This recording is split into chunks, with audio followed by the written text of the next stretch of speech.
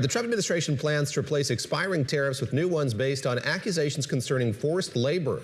Using Section 301 of the Trade Act of 1974, new tariffs of 10 or 12.5% will be placed on 60 nations that supply almost all U.S. imports. The administration is also laying groundwork for additional Section 301 levies as other investigations are ongoing. For more on this Trump tariff wall, joining us now is Bloomberg Global Trade Editor Brendan Murray. Brendan, I am, as someone who covers this, very confused as to what's happening. What is the timeline for these? When are they going into place, and who is adjudicating this? Yeah, so let's try to unravel this. So we had the 301 tariffs that took effect on 60 economies on Friday, and those range from 10 to 12.5%, and that is basically 99% of countries that ship goods to the U.S. So it's a pretty broad brush that got hit with those tariffs. There's also Brazil was hit with 301 tariffs this week of 25%. Now, a lot of things are carved out: coffee, beef, and other things that aren't really that the U.S. doesn't want to hurt U.S. consumers over. And then we have this the excess capacity 301 case that is ongoing. We don't know if it's a couple of weeks or maybe a couple of months away, but that one is really targeted at Chinese industrial overcapacity. But it loops in a lot of other countries as well, the European Union among them, and so.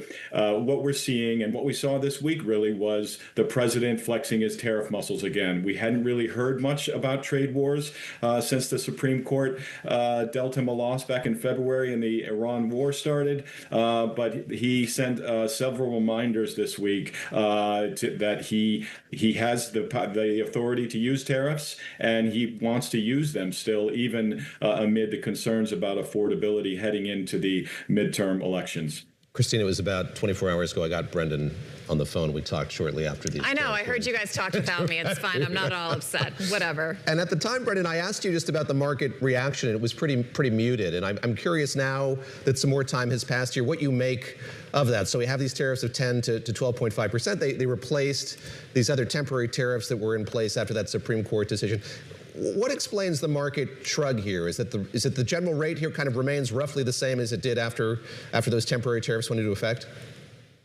Yeah, exactly. This is basically a continuation of the 10% baseline that was set up after the Supreme Court ruling went against the president. So 10% is basically the fee that, that if you want to play in the U.S. market, the 10% is the baseline pretty much for everybody. I think another factor here, and Josh Lipsky of the Atlantic Council wrote about this this week, is that remember on Liberation Day and in the immediate weeks afterwards, the bond market really went after the president and the president had to retreat from those reciprocal tariffs. And now the financial markets are really just kind of baking in the fact that the U.S. government needs tariff revenue and is kind of looking at tariffs as sort of a necessary evil now compared to the punishing the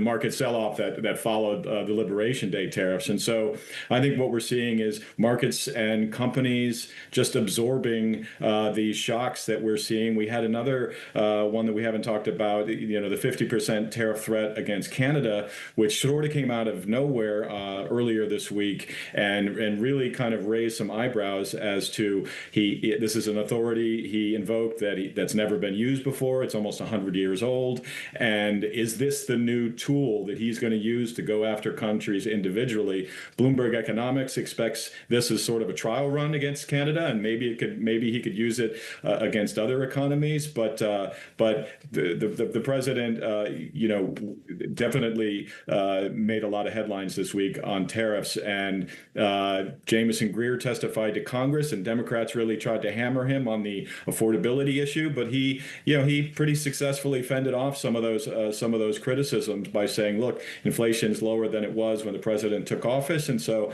I think what we have shaping up here is a real economic and political debate in the 3 or 4 months here before the November midterms. You bring up Josh Lipsky of the Atlantic Council, and Catherine Lucy, our colleague, interviewed him for a piece that she wrote as well. And he talked about the stickiness of these tariffs and the way that he sees these as kind of permanent. They're not going to go away. And I think there's a tendency here to think, oh, maybe if a Democrat wins the presidential election next, he or she might remove the tariffs that are put in place. And he really pushed back against that. So I guess that's a way of me getting to a question just about the permanence of these tariffs and how fortified this wall the president's building is. Talk a bit, if you would, Brendan, just about the way that the president and his team have been testing the legality of these tariffs. They've settled on these 301 tariffs. Seems like they are less subject to legal scrutiny, more likely to stay in place, and what that means just about the overall trade policy regime the U.S. is going to have here going forward. Yeah, I mean, to Lipsky's point, whether you're a Democrat or a Republican, you're going to have to fund your programs in an environment, where the fiscal situation is deteriorating pretty rapidly and severely. And so, the tariffs are bringing in something like $100 billion a year by some estimates, and that's going to fund whether it's tax cuts or spending. You're going to need that, and if you're looking for places to cut, if you're looking for ways to generate revenue, you're not going to want to get rid of tariffs as long as the economy and consumers are absorbing them, and they have to a large extent so far. So the legality question is really one that we're going to see play out. We saw small businesses sue the administration immediately on Friday over these 301s. It depends on who you talk to. Trade lawyers will tell you, yeah, they're on pretty firm ground with these 301s. They've been tested in the past, but you can talk to others who would say, look, this forced labor 301 investigation is much broader than the intent of the statute, and so there's some vulnerability there. Perhaps how can you lump China in with Switzerland on the question of forced labor? So we're going to see a lot of lawsuits and a lot of uncertainty still, but that is pretty much the name of the game going forward. Is to just expect the unexpected, like we saw several times this week. Christina, our spice company that we talked to, that's right, fighting this in court once again, pushing back on these tariffs as well. We're victorious last time. We'll have to see. And maybe that's something, watchers of this are hoping will happen as well. But I did want to ask, you mentioned to me this week when you were talking to Jameson Greer and Aspen, because Brendan, you mentioned like these investigations, and I'm really stuck on this mechanism and how thorough they are, because you got to get through 60 some odd detailed cases. It seems pretty tedious. And then what did he say to you about that? Well, I mean, he was going into detail just about how rigorous these investigations were. Brendan, this is something that I asked you about yesterday. I mean, we had 60 to 80 countries here in 90 pages. Talk a bit about that, the rigor, the diligence that the trade representative has done here or gone through here. Yeah, so this is the forced labor tariffs. The USTR's office put out a report, a conclusion on its investigation, and it was 98 pages covering roughly 85 countries, including the European Union, the 27 from the European Union. So, you do the math, and it's that's like 1 page per country, or 1.5 pages, and you got to wonder how thorough that is and how durable that's going to be under court challenges. Greer also said that this other case on excess capacity is much more complicated. It involves interdependent supply chains, and it's much more difficult to unravel. And he said, I think he told you, it's he's got dozens of lawyers working on this.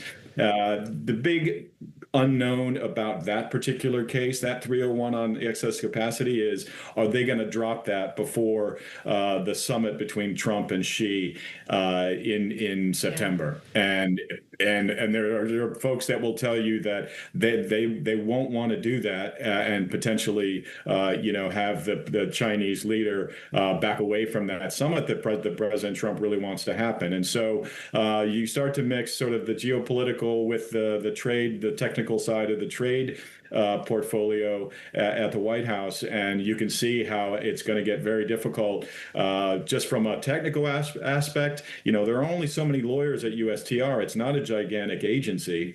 And the political side, if you really want to upset China, have them revive their rare earths weaponization, as a result of your new excess capacity tariffs. That's some big questions that the political folks and the trade attorneys in the White House are going to have to hash out over the next several weeks.